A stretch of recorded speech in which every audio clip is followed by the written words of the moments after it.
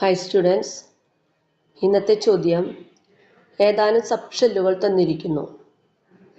3D, 4S, 4F, 5D. ഓരോ ഷെല്ലിൻ്റെയും N, L വിലകൾ കണ്ടെത്തുക. ഈ ക്വസ്റ്റ്യനാണ് N+L വിലകൾ കണ്ടുപിടിക്കുക. ഈ ഒരു ചോദ്യത്തിൽ നമുക്ക് കണ്ടുപിടിക്കാനുള്ളത് പ്രിൻസിപ്പൽ ക്വാണ്ടം നമ്പറും അസിമുത്തൽ ക്വാണ്ടം നമ്പറുമാണ്. ഇങ്ങനെ ഒരു ചോദ്യം കിട്ടിയാൽ ഉടനെ SPDF എന്ന് എഴുതുക. എല്ലിൻ്റെ വാല്യൂ 0, 1, 2, 3. M = 1, 3, 5, 7 എന്ന് ഉറപ്പിക്കുക. എമ്മിൻ്റെ വാല്യൂ കണ്ടെത്തുന്നത് 2L + 1 എന്ന സമവാക്യം ഉപയോഗിച്ചാണ്. 3D എന്നാണ് തന്നിരിക്കുന്നത്. എന്നിൻ്റെ വാല്യൂ 3 ആണ്. 4S, അതിൽ 4 എന്നതാണ് എന്നിൻ്റെ വാല്യൂ. തന്നിരിക്കുന്ന നമ്പറാണ് എന്നിൻ്റെ വാല്യൂ ആയിട്ട് നമുക്ക് എഴുതേണ്ടത്. 4F, so the value is 4. 5D, അപ്പം എന്തായിരിക്കും ആൻസർ വരിക?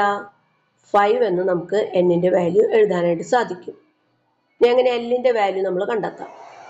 ഓരോന്നിനും അതിനനുസരിച്ച് n എത്രയാണോ തന്നിരിക്കുന്നത്, 3D ആണെങ്കിൽ n = 3, 4S ആണെങ്കിൽ n = 4, 4F ആണെങ്കിൽ n = 4, 5D എന്നാണെങ്കിൽ n = 5. എല്ലിൻ്റെ വാല്യൂ നമുക്ക് കണ്ടുപിടിക്കാം. എല്ലിൻ്റെ വാല്യൂ കണ്ടുപിടിക്കാനായിട്ട് നമ്മൾ മുകളിൽ തന്നിരിക്കുന്ന ചാർട്ട് ഒന്ന് പരിശോധിക്കുക. D എന്നാണ് വന്നിരിക്കുന്നത്. D എന്ന് പറയുമ്പോൾ ചാർട്ടിൽ ഡിയുടെ വാല്യൂ വന്നിരിക്കുന്നത് എല്ലിന് 2 ആണ്. 2. 4S, എസിൻ്റെ വാല്യൂ 0 ആണ്. So L = 0. ദെൻ 4F, എഫിന് വന്നിരിക്കുന്ന വാല്യൂ ചാർട്ടിൽ നോക്കിയാൽ അറിയാൻ സാധിക്കും. L =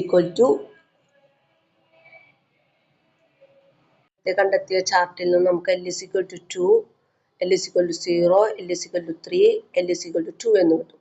N+L എന്ന് പറയുമ്പോൾ 3 + 2 ഈ രണ്ട് വാല്യൂസ് തമ്മിൽ കൂട്ടി എഴുതുക. 4 + 0 = 4, 4 + 3 = 7, 5 + 2 = 7 എന്ന് നമുക്ക് ലഭിക്കുന്നതാണ്.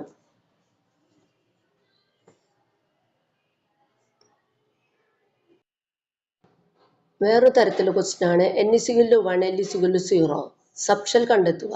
n = 1 എന്ന് പറയുമ്പോൾ 1 എന്ന് തന്നെ എഴുതണം.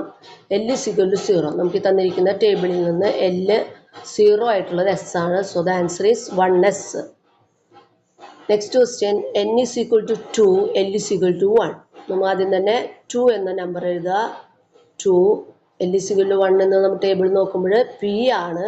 So 2P is the answer. 2P. അടുത്ത ക്വസ്റ്റ്യൻ n = 5, L = 3. 5 എന്ന് എഴുതി. Next L = 3. 3 എന്ന് പറയുന്ന F എന്ന സബ്ഷെല്ലാണ്. So 5F is the answer. n = 3, L = 2. 3, 2 എന്ന് നമുക്ക് വാല്യൂ വരുന്നത് D സബ്ഷെല്ലിനാണ്. So 3D is the answer. ഇങ്ങനെ നമുക്ക് എളുപ്പത്തിൽ കണ്ടെത്താനായിട്ട് സാധിക്കും. എന്നും എല്ലും തന്നു കഴിഞ്ഞാൽ നമുക്ക് സബ്ഷെല്ലുകൾ കണ്ടെത്താനായിട്ട് വളരെ പെട്ടെന്ന് സാധിക്കുന്നതാണ്. ഈ ഒരു മാർഗം ഉപയോഗിച്ച് നമുക്ക് തെറ്റിക്കാതെ വളരെ പെട്ടെന്ന് സബ്ഷെല്ലുകൾ കണ്ടെത്താം. എന്നിൻ്റെയും എല്ലിൻ്റെയും വിലകൾ കണ്ടെത്താനായിട്ടും സാധിക്കും. ഓക്കെ.